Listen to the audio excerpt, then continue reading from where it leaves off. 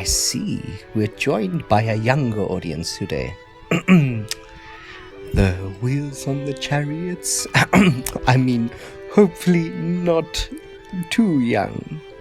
Fret not, as I shall keep the tale today relatively benign, unlike my magnificent self, who is able to gracefully break open apertures to view stories and tales of another world.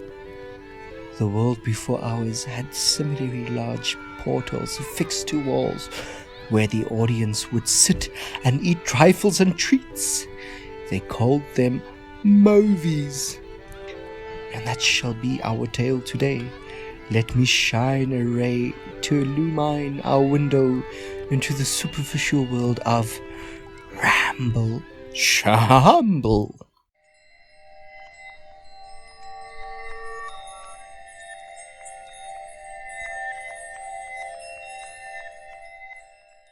Greetings and salutations, everyone. Welcome to Ramble Shamble.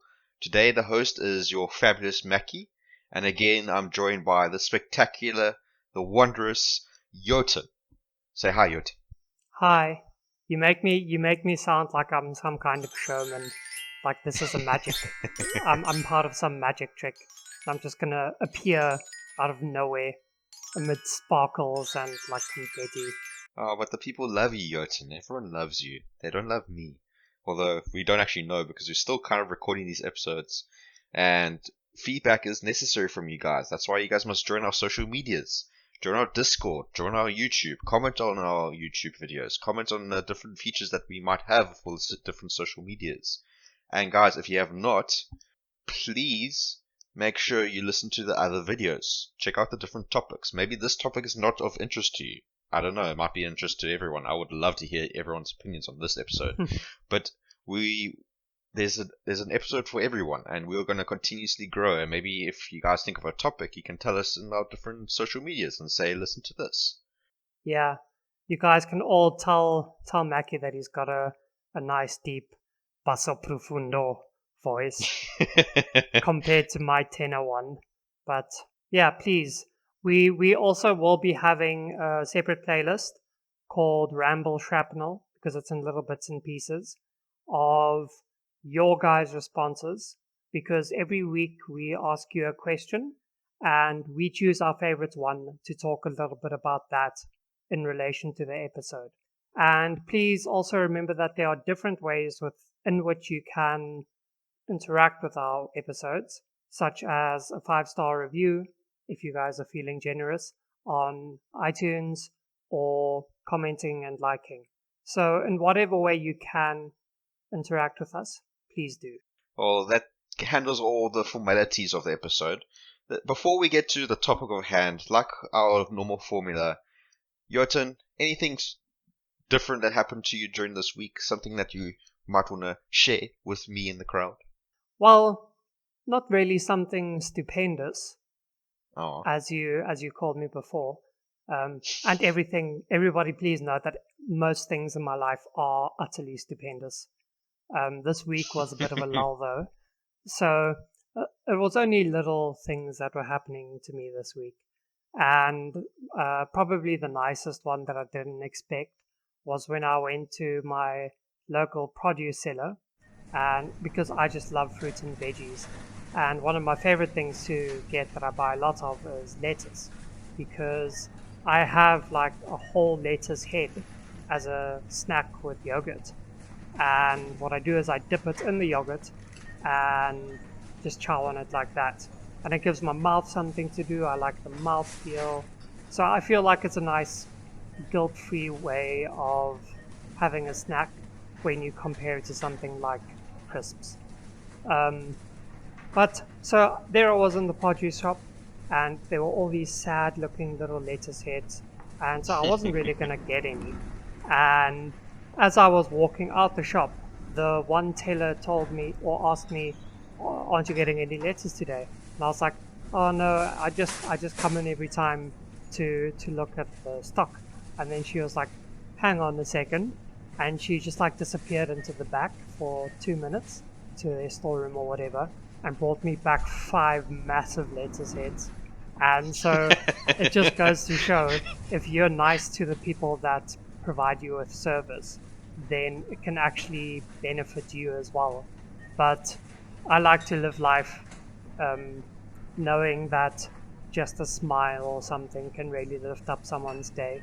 And so I always like try to chat up the tailor a little bit, just to make Ooh. them giggle a little bit as well. Yeah. Okay, I have 2 comments on that. First off, I love how you say yogurt, yogurt. I love that. And I love the fact that your routine is so common that the teller knows exactly, hey, this guy comes in every time he comes in, he's always buying a whole bunch of lettuce heads. And her to disappear and then go down the depths of the store's storage area, opening door after door, opening the big chest, and then finally Because the they're glorious all glow. all chained behind steel and iron doors to keep out And then this demons as well. bright, shining, glorious light of the 5 glorious, large, crisp lettuce heads. It says, "This is dedicated to the loyal customer, Jotun." I'm a big boy, okay? I need big Yeah. lettuce heads. That is cool. I'll admit that is very cool. Okay, let's go to the topic of hand before we Now, what lose too about many of you? our audience. Any good things that happened to you this week?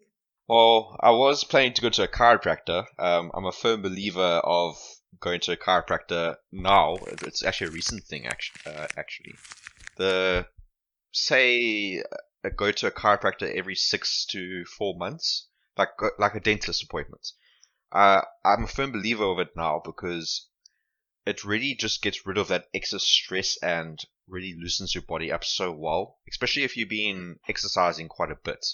You build a lot of tension, and if you're stressed from work or stressed from life, just going to a chiropractor to kind of like have a dry pin needle acupuncture, and them just to realign everything, make everything good.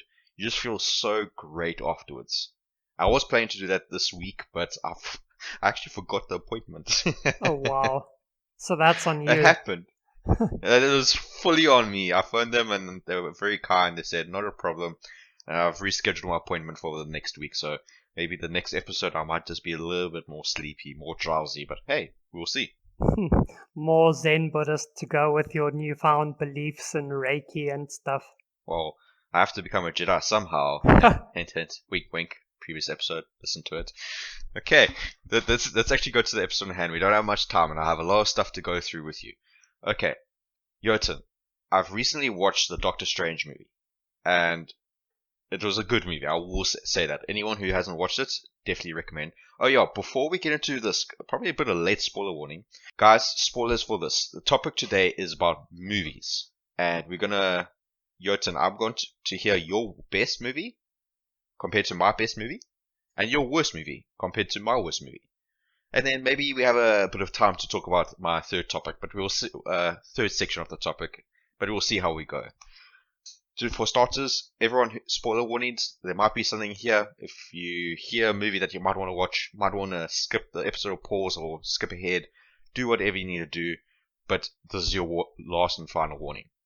Jotun, what is your best movie that you can say, hey, if you haven't watched it, you are insane. Why haven't you seen this movie? Okay, now the movies that I chose for today, I didn't really make a distinction in my head between. Well, it's hard to separate different kinds of media for me because I genuinely tend to enjoy sci-fi and fantasy things, and so I don't even play games or watch series or anything if it doesn't have at least a bit of a fantasy or sci-fi twist. Otherwise, I don't care. I'll play the most mind-numbing FPS game or watch a hectic drama as long as it's got a sci-fi fantasy twist. But the movie that I chose, well, both of them are actually adaptations from different kinds of media. The one that I chose for my favorite comes from a very well known book series. It's one of the best selling book series that there is. and it's helped to pioneer a genre of film as well.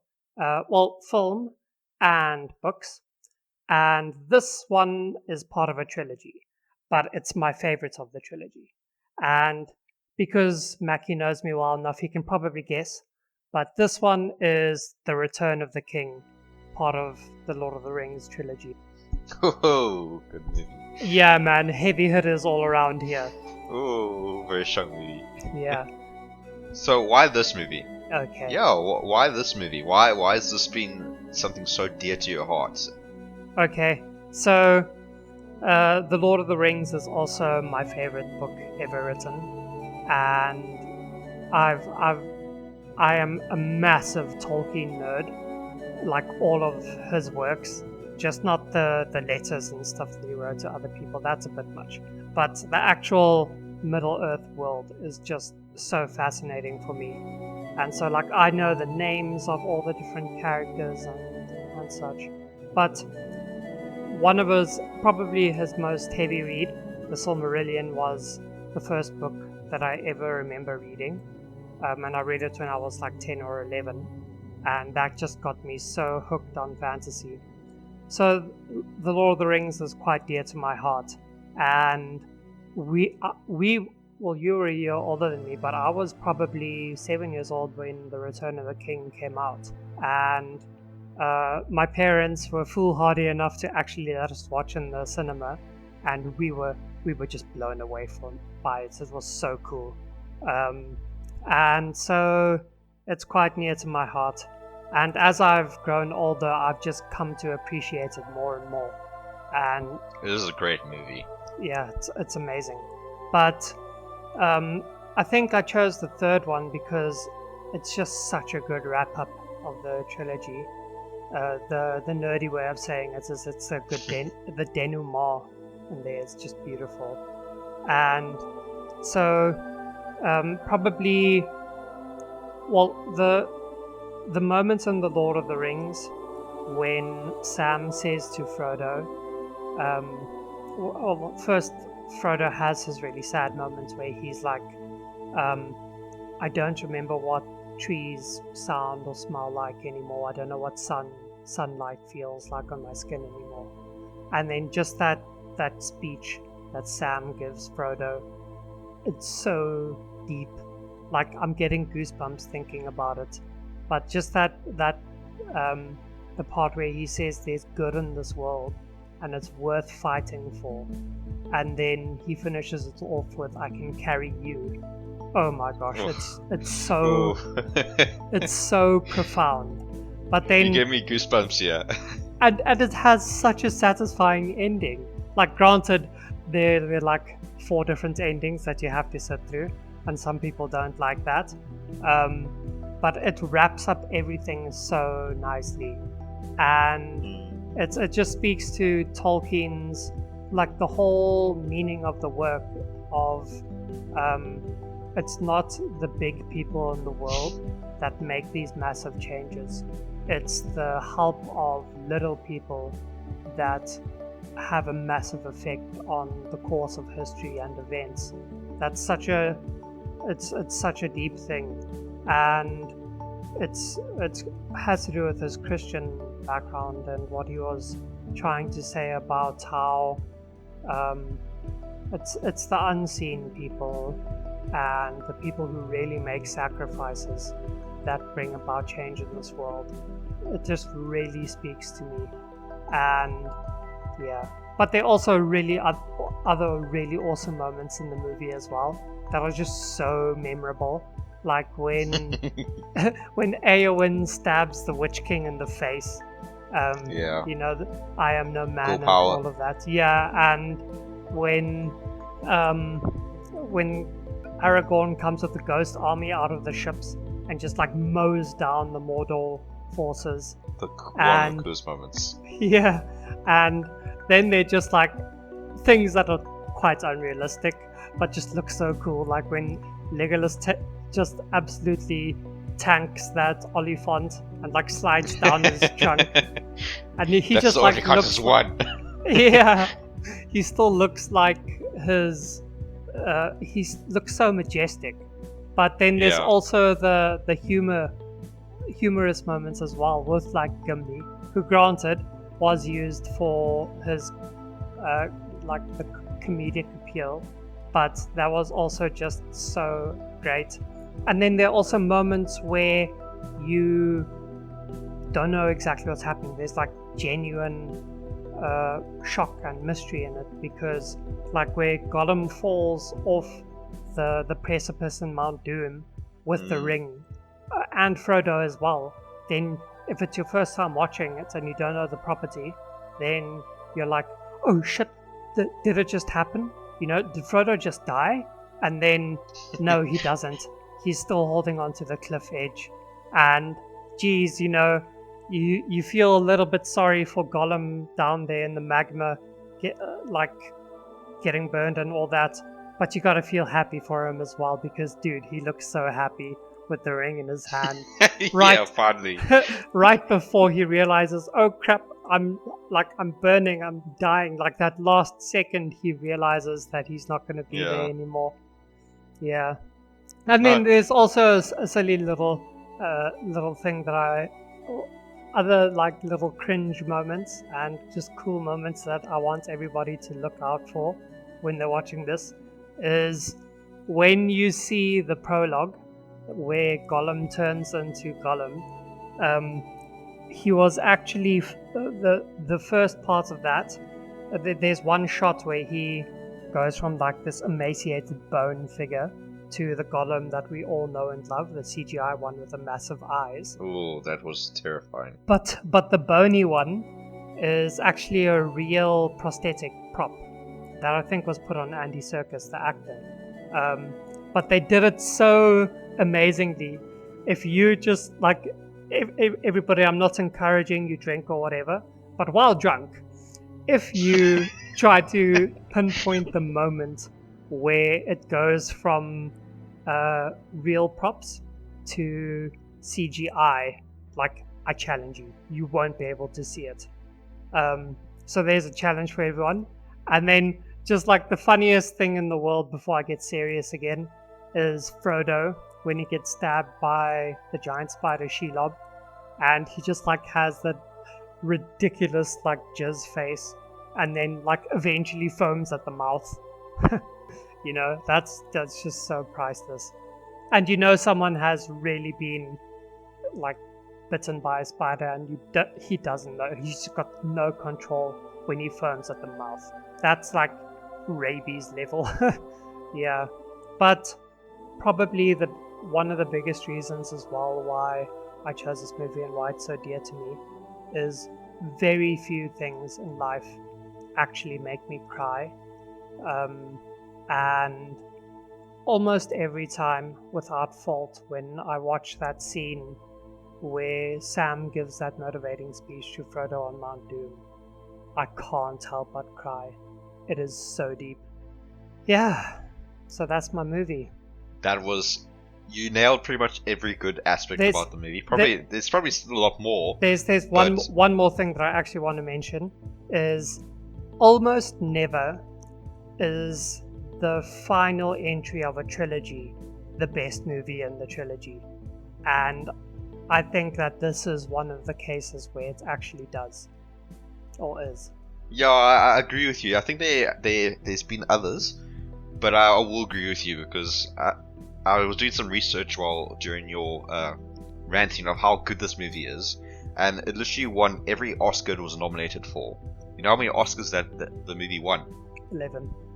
Oh, that is impressive. That is astounding amount of Oscars just for one single movie, and all nominations just one. So, guys, if you've not watched Return of the King or watched Lord of the Rings, I think Jotun and myself can definitely recommend it with 100% to just watch it. It's long. We won't deny that, but it's so worth the whole journey and adventure. Yeah, it's geeky, but so worth it. Yeah, and then depending on your personality, like if you're a true geek and you don't mind some slow moments if it builds up on the meaning of the thing, watch the extended editions. But if you just want like some bang and boom and pizzazzle, for the cinematic releases, then it's fine. You can be the common type of person and watch those instead. But it's great. Please watch it. Okay, so let me go through my best movie. Similar to you, the movie that also was nominated for was nominated 9, won 3, so not as spectacular as yours, but still quite a milestone. It was directed by James Cameron, who is an amazing director, by the way. I pretty much enjoy every Avatar. Yeah. I cannot get it out of my mind of the first time watching Avatar. Another ridiculously long movie. Oh, but so worth it. It's just the new Avatar's coming out soon. They say Christmas, but who knows? You might push it for another 5 years. But I can still remember the first time my father and I seen what the heck is this movie. A lot of people were around because they love that director, and we sit, and my mind is blown through the entire movie to the point that only after like 2.5 hours in, my father looks at his watch. It's like, "Jeez, this is a long movie," and I'm like, "Oh, whoa, is this reality?" Like got pulled back out of the immersion. But I can say I watched the movie in cinemas. I think it was at least 5 times. Wow. So once with my father, once with friends, once with the whole family, and then once again with friends, and then another time. I just love that movie so much that I couldn't get enough of it. That in IMAX and 3D was just mind-blowing. I loved every moment of it. The music, the CGI effects, the whole notion. Look, it's if people just like read the script, it's probably very like plain, like it's well evolutionized or well high-tech development culture coming to take over from a less developed native culture, and they want to get all the resources from the planet. It's very boring if you put it that way, but the way that James Cameron directs that movie and how like it just has so much that I can't put it to words. That's how much I love it. The art style, the direction of how the actors are portrayed, how the actors bring them to the roles.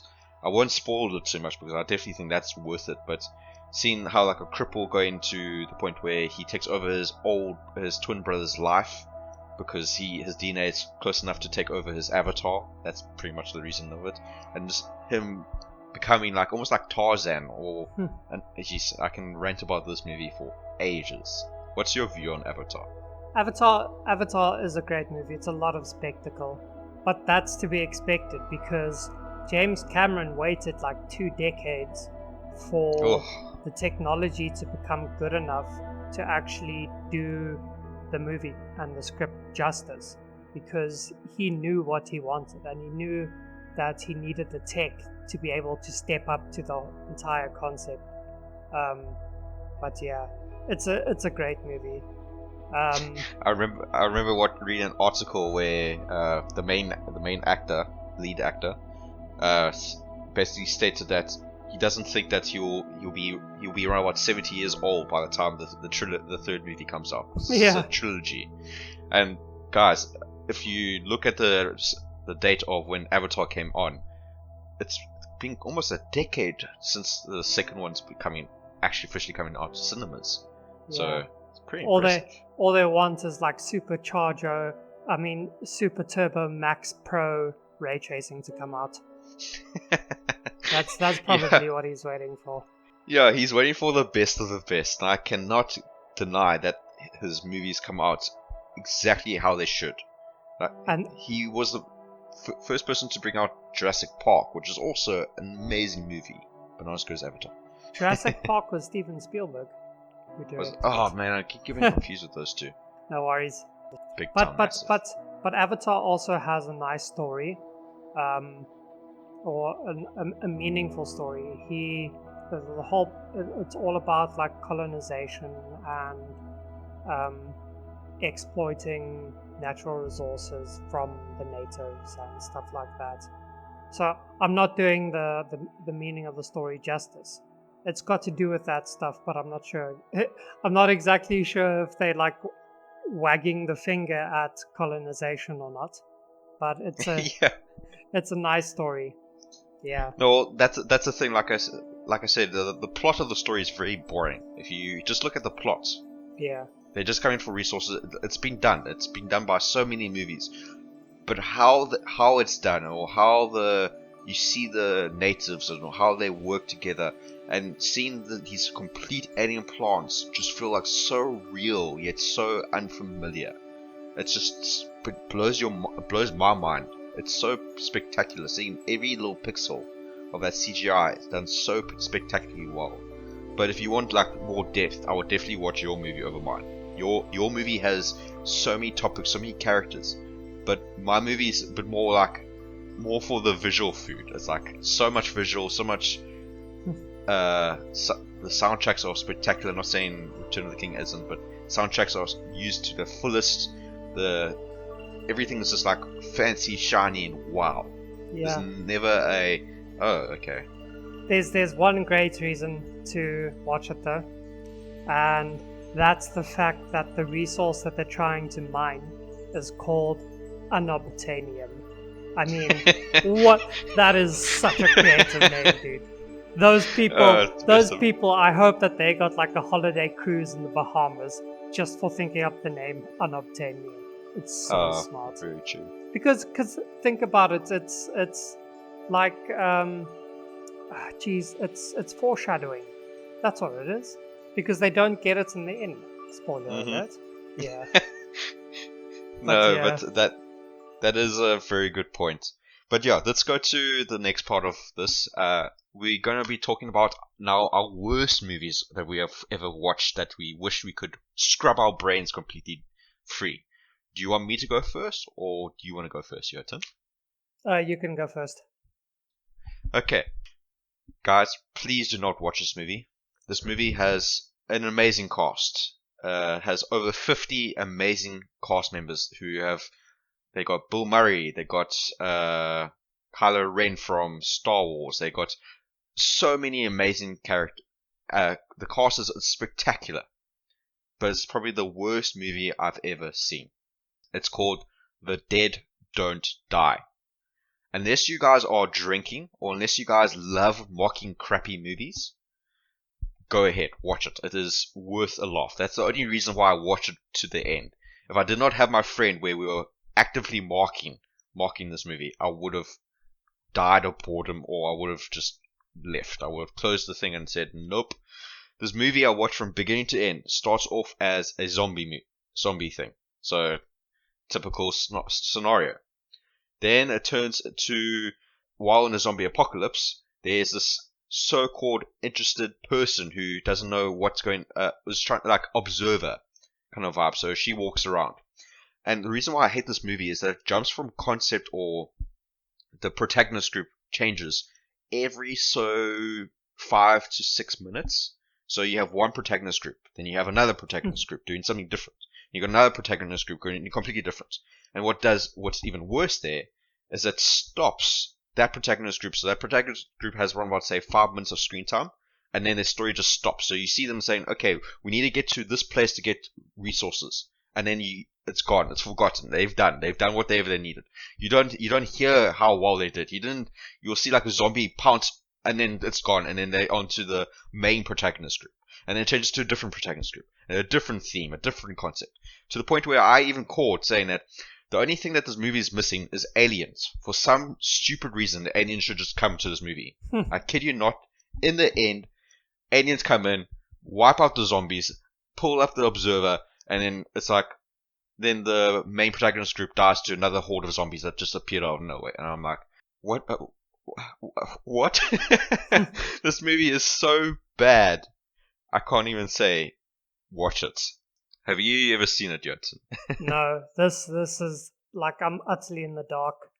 But I see that there were some heavy hitters like Bill Murray, Adam Driver, Tilda Swinton, dude. Jeez. Yes. They got some Danny Glover, Chloe gosh. Austin Butler. They got Larry Fessenden. They got such an amazing cast, and I thought, hey, this movie must be good because, jeez, the cast is massive. But I kid you not, unless you drunk, you won't like the movie. And the descriptions I have, let me just try to find it quickly. Let me read this brief description. Films like The Dead Don't Die make me feel dumb.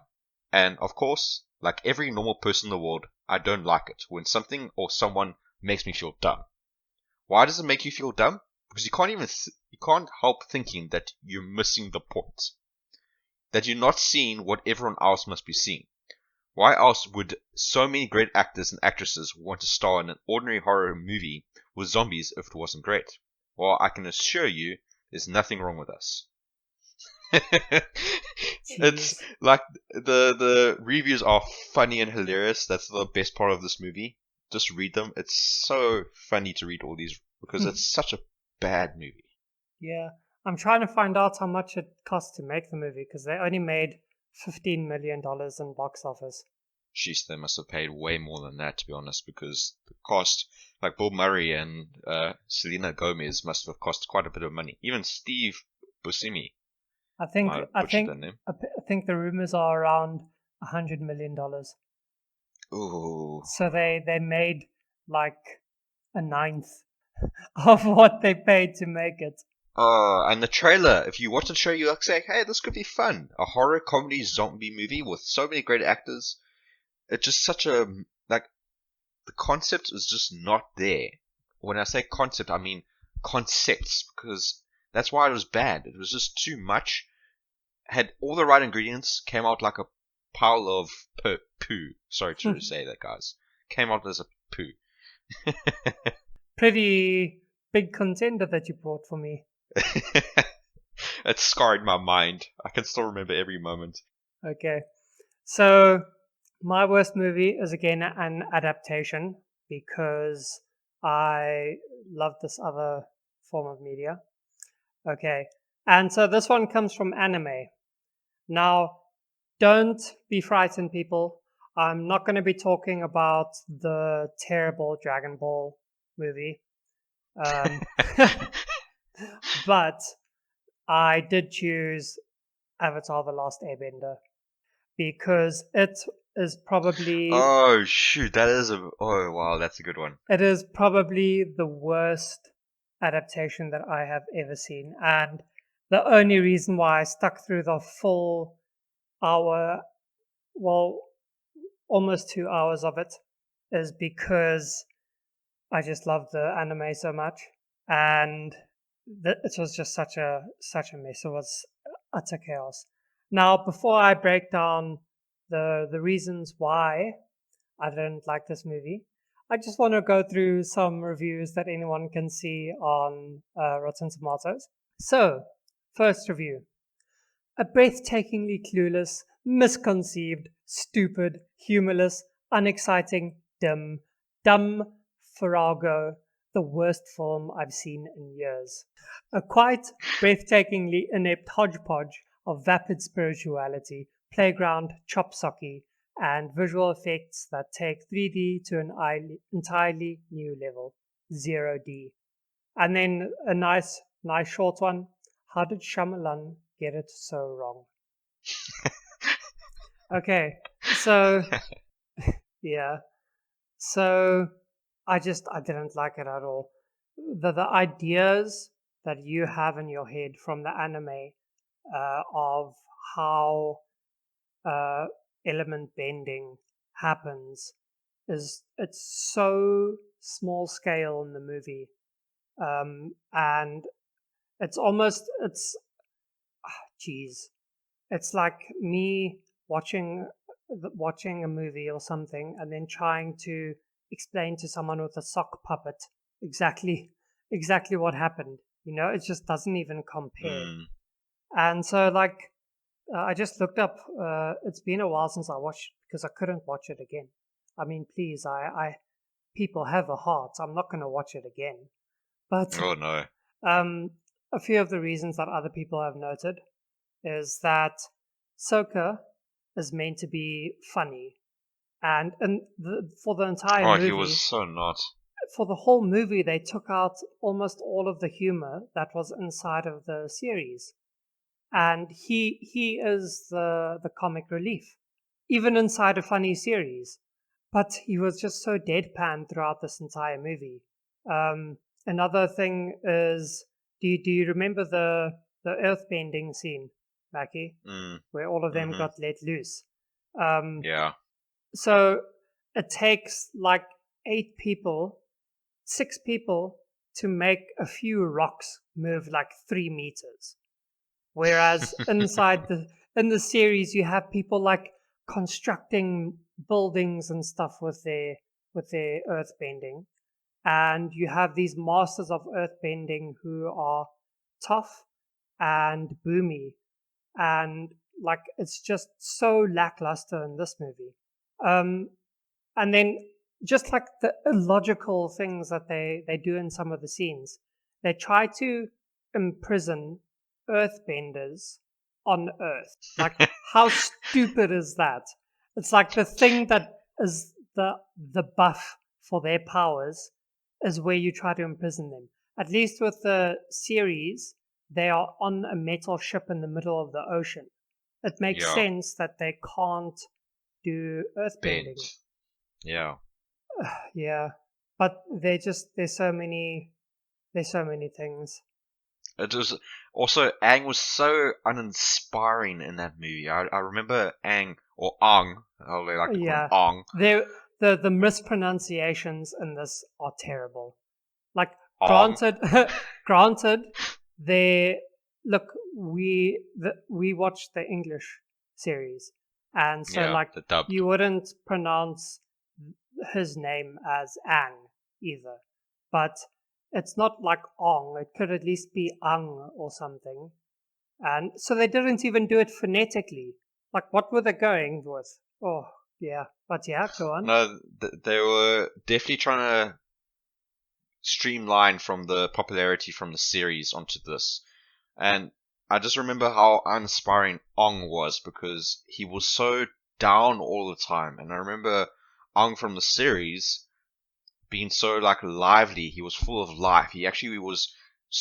He wanted to enjoy life as much as he could because the lifestyle of the monks that he lived with, he was very sheltered, and now he's exploring all these different things and a new society. Yes, he does have that sad past that of him leaving his airbenders to defend for themselves and basically got wiped out. But he's not always such a down, dark, and sad boy. He was actually quite lively. He was funny. Like Sokka and Aang were like a funny duo at sometimes. And I agree with you. This movie was just a slow, boring, failed imitation of the good movie. Almost, it's a common trend as well. If you look at it, games turn to movies. Even like that Dragon Ball Z movie that was a real life adaptation. That movie sucked ass. Yeah. Sorry for the bad language, but that movie sucked just as bad as that one because Goku was going to school. And you're like, wait, but Goku doesn't go to school in the series. Why is Goku now having a high school life all of a sudden? Yeah. Yeah, but that, like, what you're saying about Ang being. Now I'm doing it. Ong. Yeah. About Ong, because we're keeping with the movie here. About Ong. Sounds so stupid. About Ong being like deadpan. That's one of the big grievances that people have, because the first thing that he says when he's discovered in the series is he asks Katara, do you want to go penguin skating?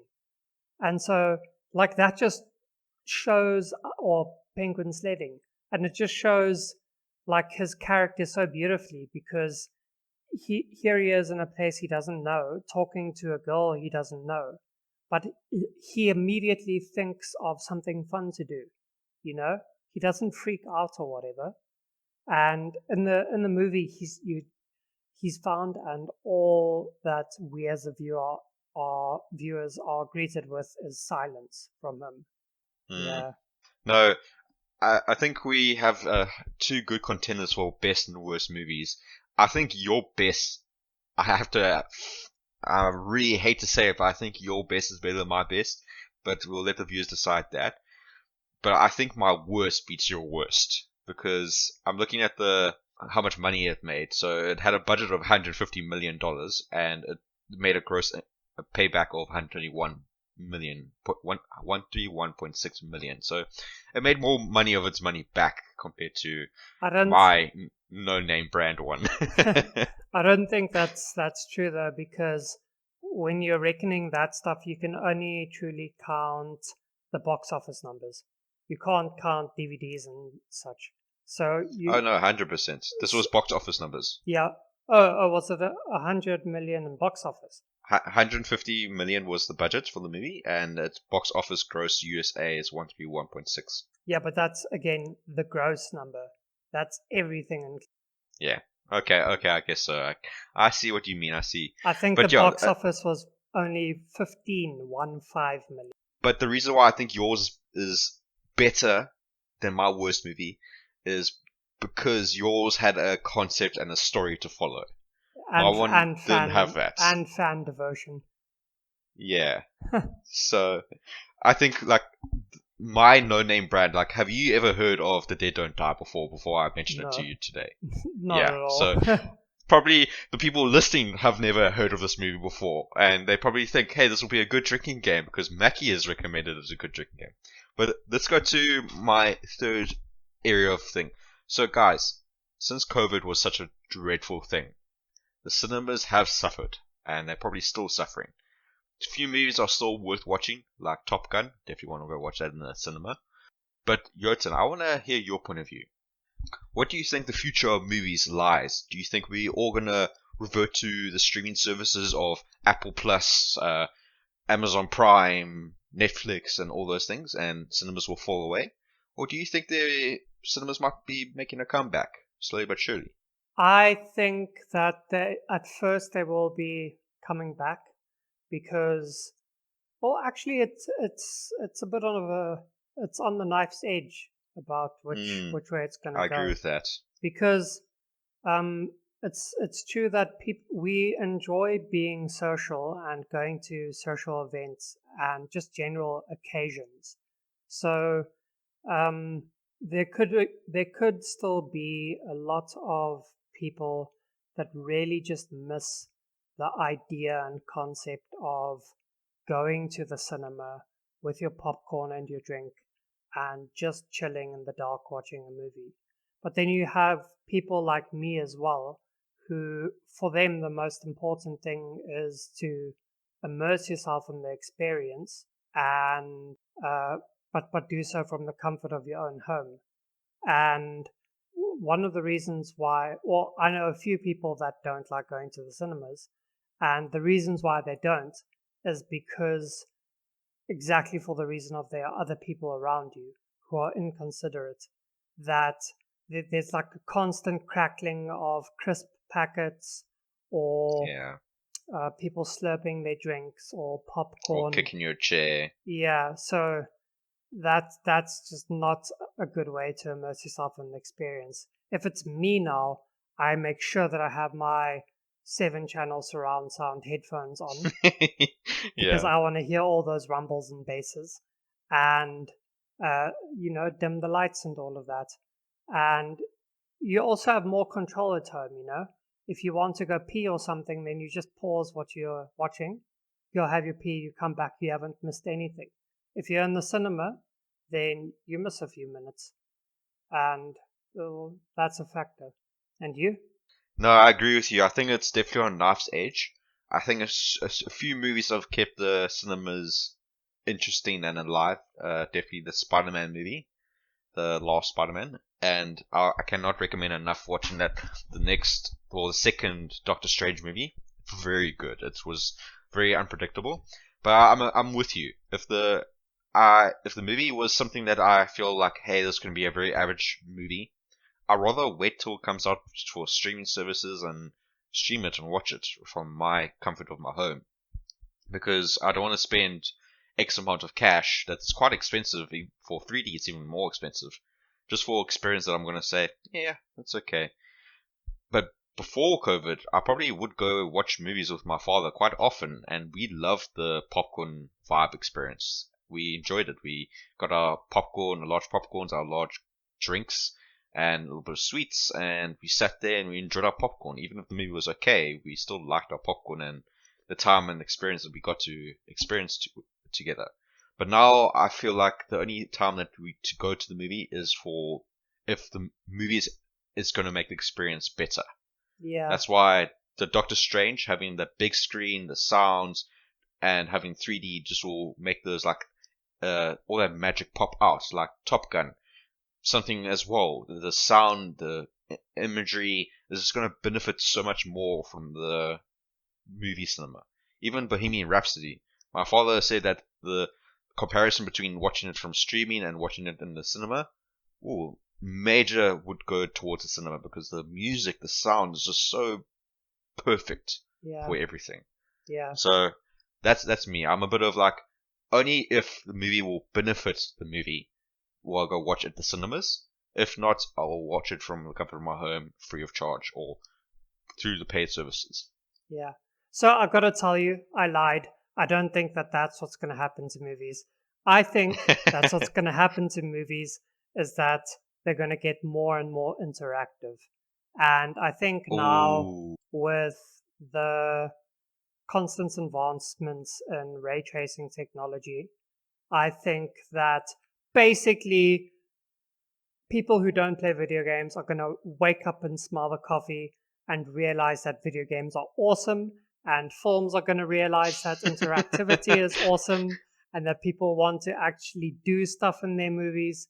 And so I think everything is just going to slowly creep towards video gaming as movies, just like really long extended cutscenes.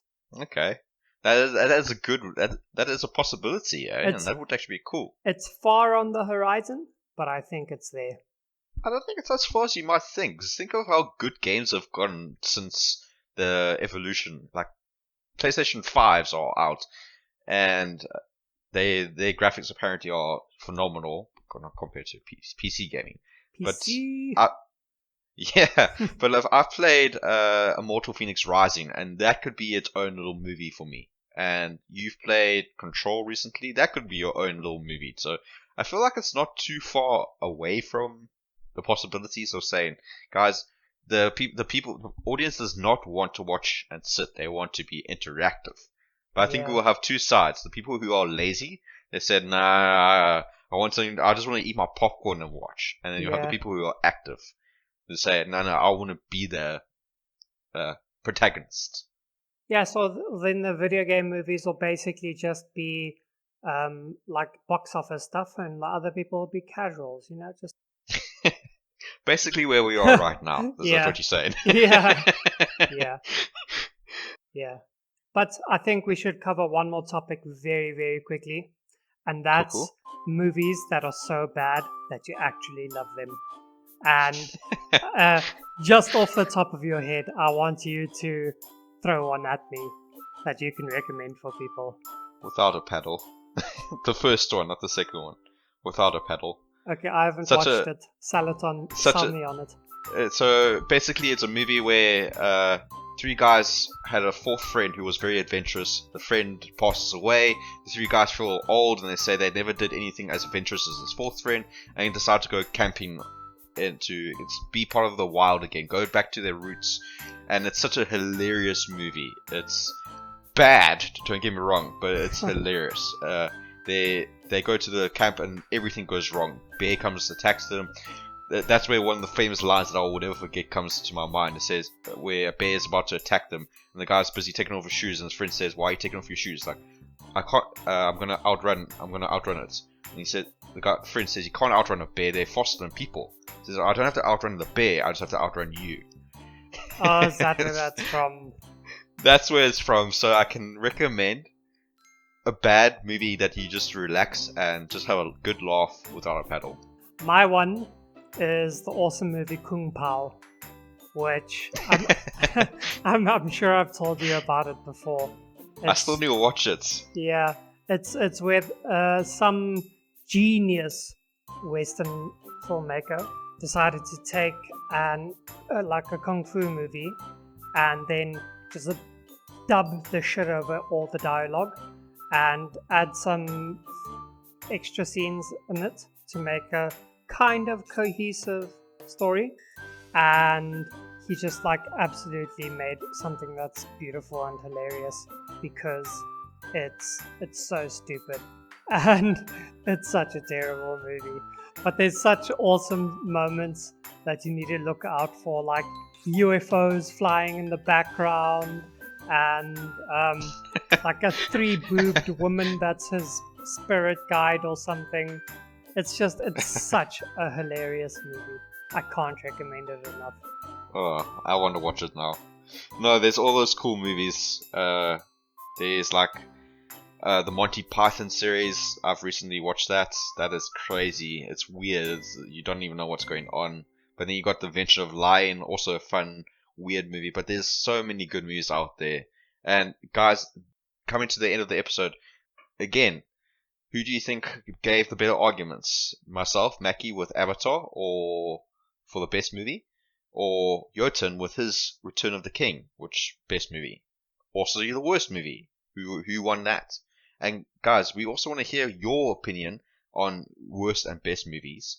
So you can bring into the comments. And in order to do that, you need to join our social medias. Comment on those YouTube videos. Yeah, and we will be choosing one of your suggestions to talk about. We're not. We'll decide whether we talk about both your best and worst, or just choose one that properly stands out to us. But we will talk about it in our other playlist, Ramble Shamble. And with that playlist, we get different ideas.